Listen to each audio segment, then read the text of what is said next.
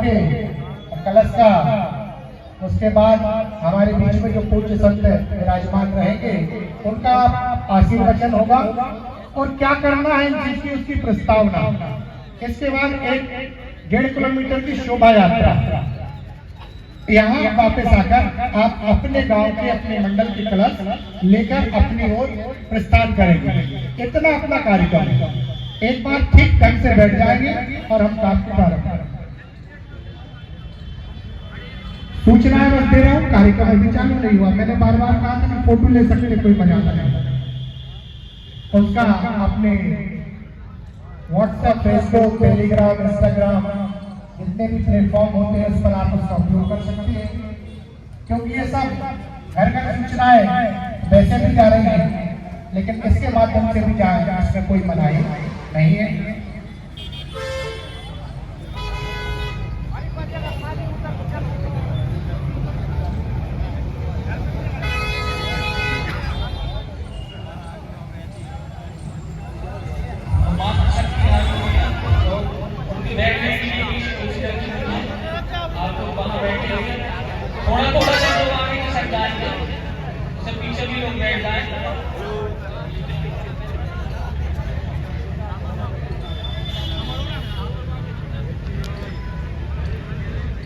आज विकिरण कार्यक्रम संपन्न होने जा रहा है। मेरा एक बार फिर यहाँ मंच के माध्यम से आप सभी से आग्रह है, कलश जहाँ रखे हुए हैं मंच पर, उसके बाईं ओर पूज्य जितने ब्राह्मण बंधु, पुजारी बंधु आए हैं, उन सभी से निवेदन है कि वो बाईं तरफ बैठेंगे, जबकि मंच के दाईं ओर जितने भी परम पूज्य साधु वृंद यहाँ पर पधारे हैं उनसे हमारा निवेदन है कि वो मंच के दाईं ओर बैठेंगे। साथ ही जहाँ तक हमारी आवाज पहुँच रही है, जितने भी स्वयंसेवक बंधु हमारी आवाज को सुन पा रहे हैं, पदवेश पंक्तिबद्ध उतार करके और मंच के सामने बैठेंगे। ऐसा निवेदन हमारा आपसे बार बार है। जितने भी लोग हमें सुन पा रहे हैं, कृपया पंक्तिबद्ध होकर के बैठ जाएं। थोड़ी ही देर पश्चात हमारा आज का कार्यक्रम प्रारंभ होने जा रहा है। एक बार पुनः हम सभी स्वयंसेवक बंधु, विभिन्न संगठनों से पधारे सदस्यगण जो यहाँ पर पधारे हुए हैं, एक गौरवशाली जो इतिहास है हमारी सनातन संस्कृति का, जो भारतीय इतिहास है, उसके हम साक्षी होने जा रहे हैं। आज के इस कार्यक्रम के संयोजक महोदय, जिले के सम्मानीय जिला कार्यवाह डॉक्टर प्रहलाद सिंह जी पटेल आपको थोड़ी देर पश्चात इस कार्यक्रम की बृहद रूपरेखा से परिचित कराएंगे। तब तक एक बार पुनः आपकी ओर सूचना इस बाबत प्रेषित है कि मंच के बाईं ओर जितने भी विप्रवर हैं, जितने पुजारी हैं, वो मंच के बाईं ओर बैठेंगे, जबकि मंच के दाईं ओर जितने भी साधु संत पधारे हुए हैं उनके बैठने की व्यवस्थाएं बनी हुई हैं। मंच के ठीक सामने जहां पंक्तिबद्ध आप बैठे हुए हैं, जो नए बंधु पधार रहे हैं पदवेश उतार करके वो बैठे। मंच के पीछे जो कुर्सियां लगी हुई हैं, मातृशक्ति के लिए वो आरक्षित हैं। आप में से भी किसी को अगर बैठने में कोई तकलीफ है, किसी प्रकार की कोई परेशानी है, तो आप भी बैठ सकते हैं।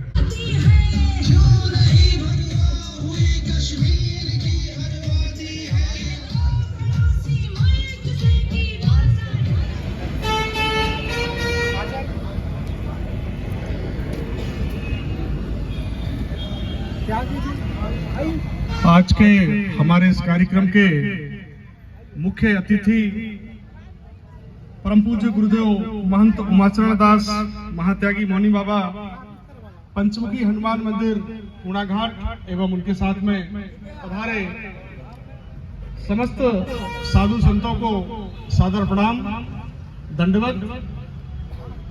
आप हमारे बीच में साधु संतों से निवेदन है कि आज के कार्यक्रम की औपचारिक शुरुआत करें और अक्षत पूजन कलशों का पूजन प्रारंभ करें।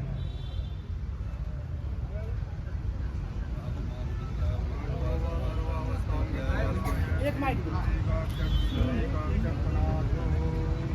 ओम हरि ओम नमो ब्रह्मदेवाय जगदिताय कृष्णाय गोविंदाय नमो नमः। हरि ओम स्वस्ति इंद्रो वृषभा स्वस्ति पूर्वा विश्वो वेदाः स्वस्ति स्वस्ति नो बृहस्पतिर्ददातु प्रसन्नमारुतः कृष्णमातिरश्रुवं यामानो विमले मयः अग्निजीवाः मन्वाः सूर्यतो विश्वेनो देवाः वसामन्यः भद्रान्तरे भेषयामदेवा भद्राम्भते मातरे जयद्राः इतरेयङ्गै तुष्टुवा कुन्दसेनो भेदते मयि देवहिता जलायो ॐ चन्द्रमा भरतो जातक्रतो सूर्यो अजायतो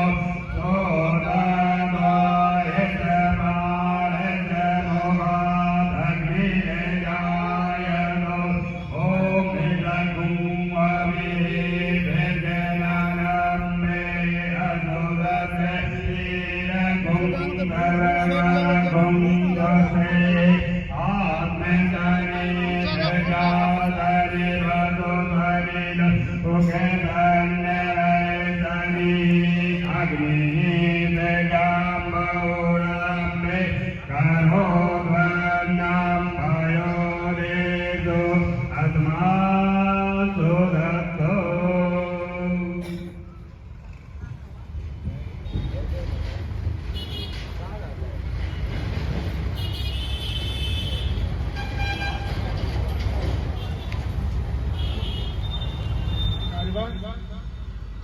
एवं सहखंड कार्यवाह तीनों से आग्रह है कि वो परम पूज्य महाराज श्री का तिलक वंदन कर उनका स्वागत करें और आशीर्वाद प्राप्त करें। खंड कार्यवाह श्री इंद्रवेद जी आर्य पूज्य महंत रामचंद्र दास मुनि बाबा जी का पुष्पहार और तिलक से वंदन कर उनका आशीर्वाद प्राप्त करें। तिलक को लगा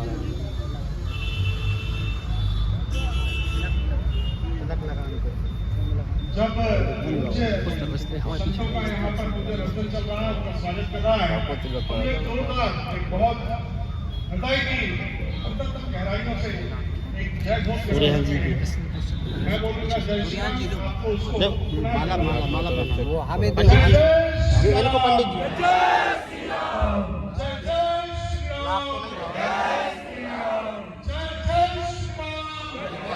श्री राम।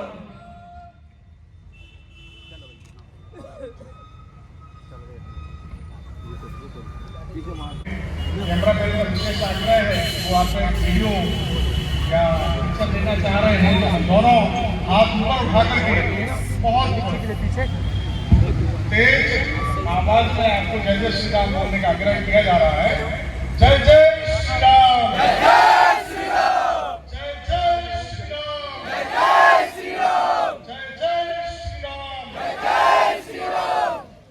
अक्षत पूजन कलश का जो वितरण कार्यक्रम है उसकी रूपरेखा आपके सम्मुख प्रस्तुत करने के लिए हमारे नरसिंहपुर जिले के सम्मानीय जिला कार्यवाह डॉक्टर प्रहलाद सिंह पटेल जी से आग्रह करूंगा कि वे आपके सम्मुख यहाँ पर आकर के और आज के इस कार्यक्रम की विस्तृत रूपरेखा प्रस्तुत करेंगे। सम्मानीय डॉक्टर प्रहलाद सिंह जी पटेल। बोलो भारत माता की, भारत माता की। दोनों हाथ ऊपर उठाकर एक बार पुनः जय जय श्री राम जय जय श्री राम। जिनके दरबार में हम यह सब कार्यक्रम संपन्न कर रहे हैं ऐसे भगवान श्रीदेव ठाकुर बाबा का जयकारा भी इससे और भी जोरदार हो।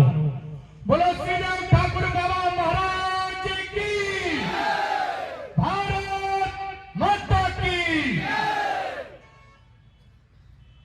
मंच पर विराजमान हमारे क्षेत्र के संन्यास परंपरा के हम सभी के श्रेष्ठतम गुरु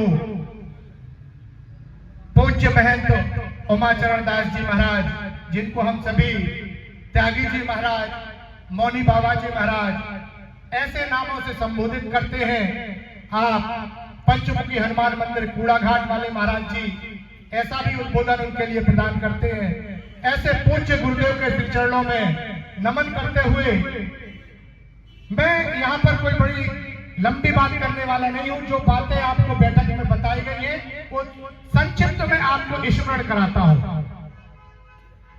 1527 को एक आताताई के सेनापति मीर बाकी बाबर का सेनापति था।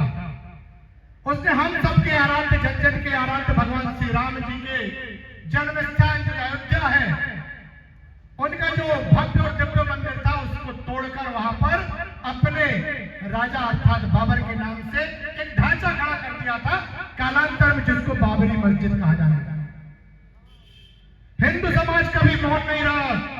उस समय भी लाखों संत महंत पुरोहितों के साथ साथ हिंदू समाज ने बलिदान दिया और भगवान राम की जन्मभूमि की आजादी का वह आंदोलन तब से प्रारंभ हुआ तो सन 90 और 92 की कार सेवा से होते हो वो कोठारी बंधुओं के बलिदान से श्रृंखला आगे बढ़ते हुए और कोर्ट के माध्यम से हमने उस केस को जीता। हम सबके श्रेष्ठ पूज्य संत श्री राम मंत्राचार्य जी ने भी उसके साक्ष्य और प्रमाण प्रस्तुत किए, क्योंकि हम सभी जानते हैं कोर्ट बिना साक्ष्य प्रमाण के कोई भी निर्णय नहीं सुनाती। पूज्य राम भद्राचार्य जी ने वैदिक साक्ष्य और साहित्य उपलब्ध कराया तो देश की सरकार ने भूगर्भी वैज्ञानिकों के द्वारा जो भूगर्भी सर्वेक्षण कराया था उन सब प्रमाणों के आधार पर सिद्ध हुआ कि भगवान राम की जन्मभूमि का वह स्थान अयोध्या में वही है और हमको वह भूमि लंबे संघर्ष और बलिदानों के बाद प्राप्त हुई। ऐसे हमारे नगर के भी अनेक कार सेवक थे जो 92 की कार सेवा में अयोध्या गए थे, लेकिन उनमें से कुछ लोग जीवित नहीं है, एक आध बचे थे तो वो भी थोड़े से बाहर जाने के कारण हमारे बीच में नहीं है। नहीं तो ऐसे कार सेवकों का हम यहाँ पर आज सम्मान और उनकी उतनी कठिन परिस्थितियों में की गए हुए परिश्रम को आज सुनते। हम सभी उस पीढ़ी के नहीं है जो कार सेवा में जाने के लायक थे, क्योंकि हम सबकी आयु लगभग अभी 20, 35, 40 वर्ष होगी और 92 में कार सेवा अंतिम हुई थी। उस अंतिम कार सेवा के बाद लेकिन भगवान राम के जो भी काज हमको अवसर प्राप्त हुए, चाहे वो राम सेतु के लिए धरना देने से लेकर हम सबकी यात्रा प्रारंभ हुई तो निधि संग्रह अभियान पिछले गत वर्षों में हम सभी ने गांव-गांव घर-घर चलाया।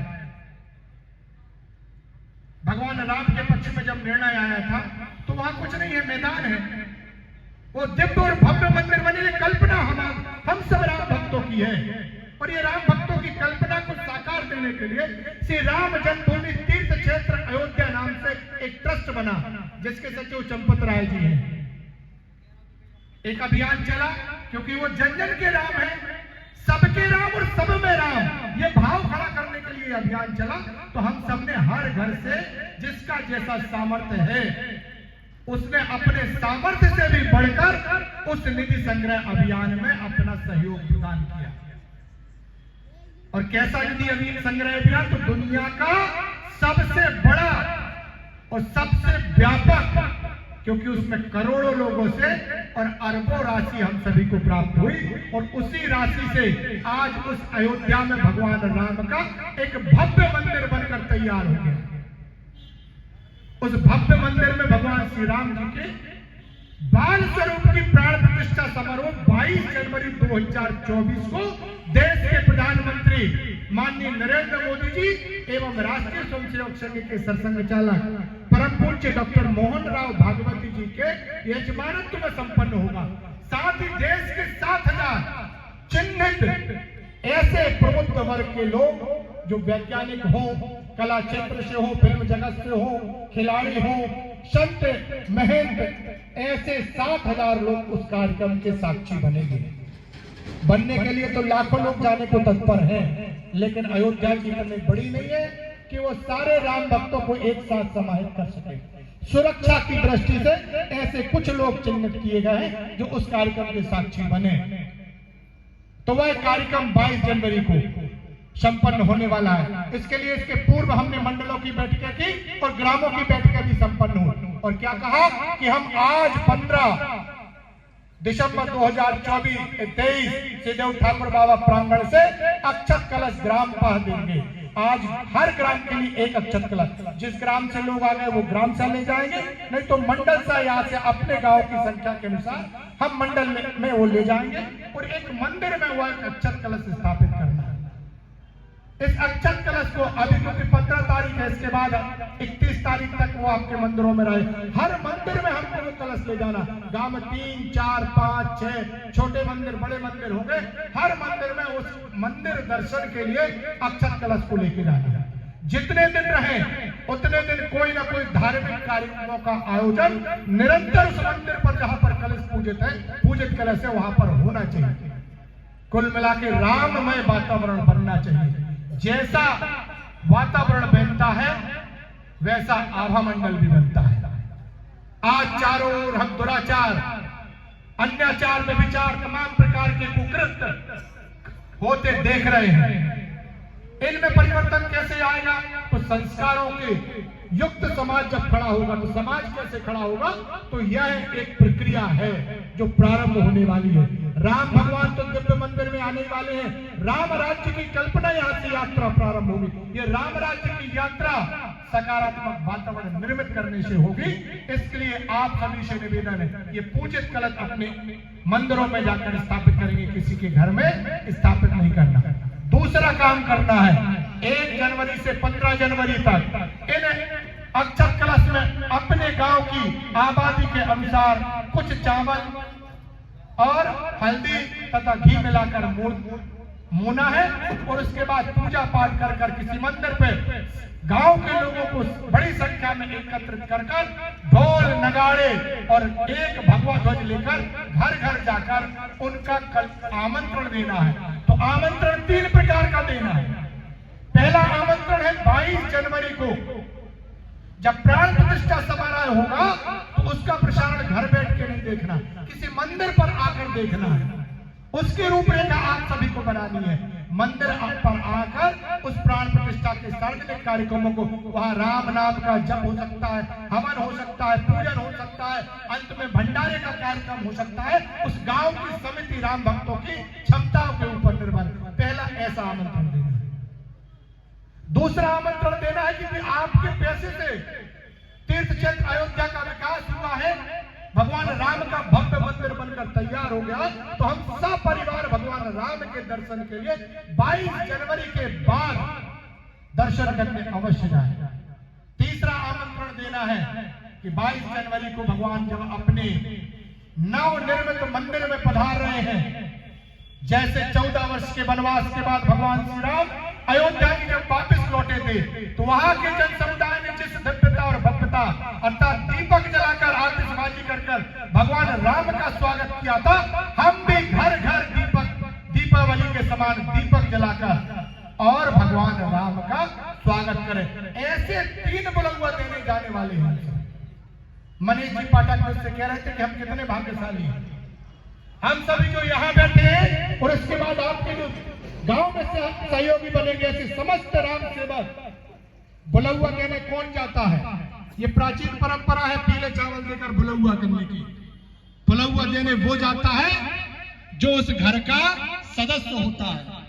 अर्थात हम सभी भाग्यशाली हैं जो बुलौआ देने जाने वाले हैं कि हम भगवान राम के घर के हो गए, भगवान राम के परिवार के सदस्य के नाते हम सभी को अक्षत कलश आमंत्रित करने जाएंगे। तो मैंने आपको बताया कि हमारे ये कार्यक्रम 1 से 15 तक, आमंत्रण तो कुछ दिन में ही पूर्ण हो सकता है, फिर कुछ ना कुछ कार्यक्रम तो, लेकिन एक विशेष कार्यक्रम 16 से 31 तक चलने वाला है। आप सभी ने सुना होगा 17 तारीख से लेकर वह पूजन प्रारंभ हो जाएगा। वहां पर हमारे गांव में भी कुछ न कुछ, कभी हनुमान चालीसा का पाठ है, सुंदरकांड का पाठ है, दुर्गा सप्तशती मातृशक्ति के द्वारा दुर्गा सप्तशती है, हवन है, राम नाम संकीर्तन है। ऐसे अनेक काम हम सभी संपन्न करेंगे। आप सभी से निवेदन है, यहाँ से हम एक एक कलश धारण करके केवल एक फेरा ऐसा लेकर वापस अपने अपने गांव की ओर मंडल के अनुसार लेके जाएंगे। तो मैं केवल यहाँ से निवेदन करता हूँ, जो खंड की सूची है, खंड की सूची खंड कारवा जी यहाँ से थोड़ा बताएंगे, उस मंडल के लोग उतने आ जाएंगे और उतना कलश धारण करके हम एक क्रम से आगे की ओर बढ़ेंगे। स्वागत करता हूँ, थोड़े लेट हो गए बड़ैया खेड़ा खंड के लोग, सभी लोग बड़े धूमधाम के साथ उनका भी हम स्वागत करते हैं। और इसके बाद मंडल सा, मैंने कहा मंडल के नाम लेंगे, जितने गांव उतनी संख्या में जाएंगे, बाद में आप ग्राम वाइज इसका बंटवारा कर लेंगे। तो यहाँ पर से खंड कारवा जी सत्यन जी वो नाम पढ़ेंगे, राजन जी, उसके अनुसार हम उसको आगे बढ़ाएंगे।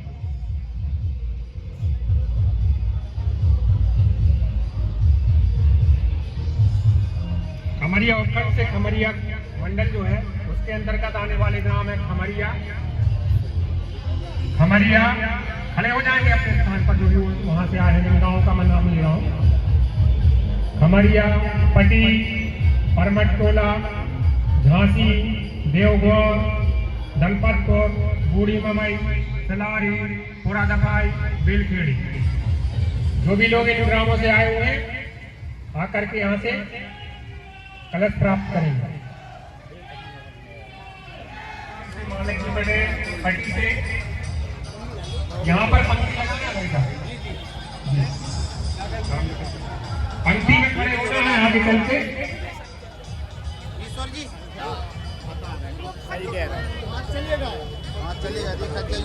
मंडल मुर्दई, मुर्दई पड़रिया आ रहे उसकी बात कर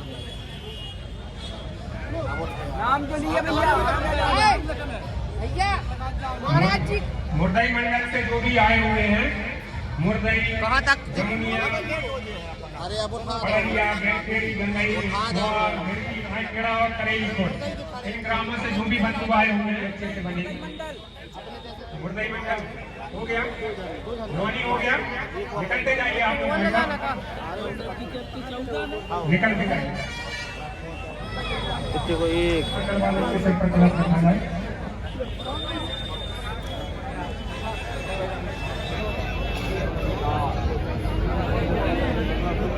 दोनों कितने चार, हाँ फिर कितने, हाँ नौनी ही क्या है ना, इसके बाद सात हुआ है, नहीं दस है, सात सिर पर आठ कलश देने रखेंगे। हैं। हाँ 6 भाई है भाई, 2 और ले जाने हैं। जो भी बंधु आए हुए हैं किसी यहाँ पर आएंगे अपने माथे पर कलश रखेंगे। कितने होगा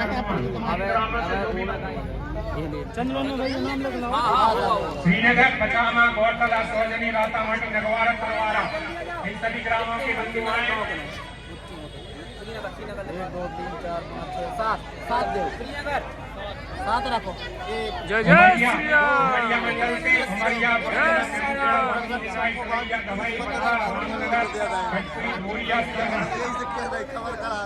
इन ग्रामों से जो भी बंधु आए हुए हैं किसी यहाँ पर आए। अब भैया भामा वाली भामा मंडल,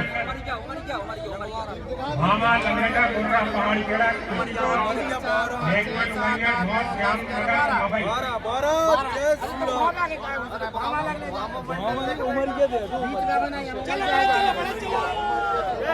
बगासपुर मंडल, बगासपुर, मेहरा, धामदेवारी, बकौरी, गोटी गांव खेड़ा, बड़ौदा, बरेली, सहसपुरा, इन सभी ग्रामों के बंधु भी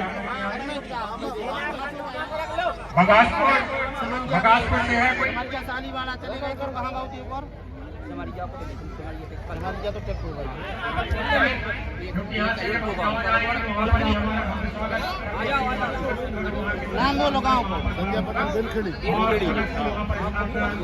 कौन सी बेलखेड़ी है?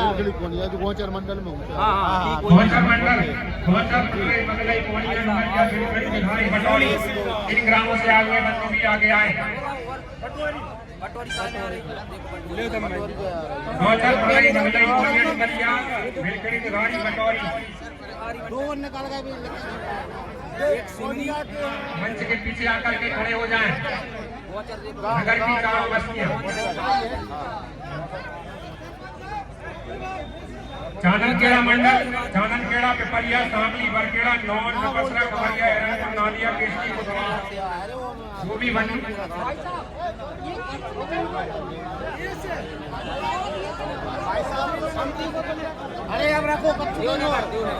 जो भी बंधु कलश लेकर के आगे निकल चुके हैं, वो 5 की पंक्ति में थोड़ा आगे की ओर बढ़ जाए, जिससे कि हमारी जो शोभा यात्रा है वो देखते और अच्छी लगे, देखने में भी सुंदर लगे और आने जाने वालों को भी कोई परेशानी ना हो। और थोड़ा सा यहाँ से स्थान छोड़ करके आगे की ओर चले जाएं, जिससे कि यहाँ पर आगे जो कलश लेकर के आ रहे हैं उनके लिए स्थान रिक्त हो सके। चांदनखेड़ा मंडल, चांदनखेड़ा, पिपरिया, सांगली, बरखेड़ा, नौन, पिपरसरा, खमरिया, हिरणपुर, नालिया, केसरी, कुतरी, जो भी मंदिर गांवों से आए हुए कमता को नाम है, ममता को नाम है मत करकरे मंडल में आपको काय में लिखना है करकरे, किसान, पिपरिया, जटलापुर, सरगापुर, मामनी, देवरी, इन गांव से आए हुए बंधु सीधे आए, एक बम नोंदा को एक बम नोंदा पंक्ति पर होकर खड़े हो जाए। खेमी, टपरिया, बड़मुआ, बरगी, इन ग्रामों से आए हुए बंधु आगे आए।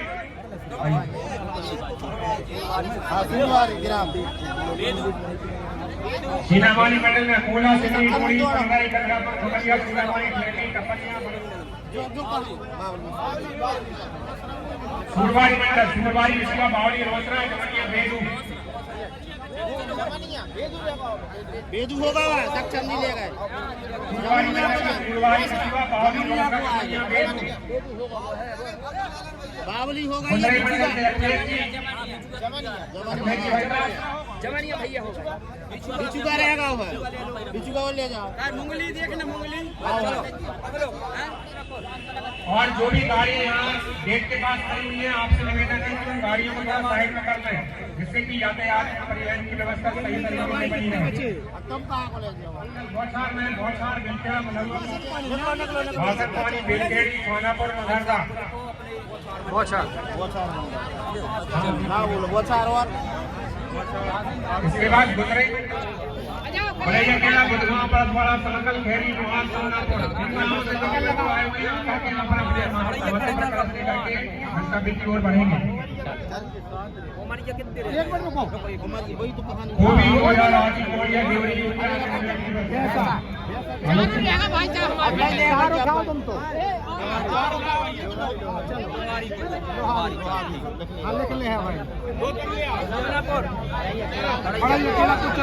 कलश यात्रा है, सभी लोग बाहर चले, जो शेष बस्ती के नगर के लोग हैं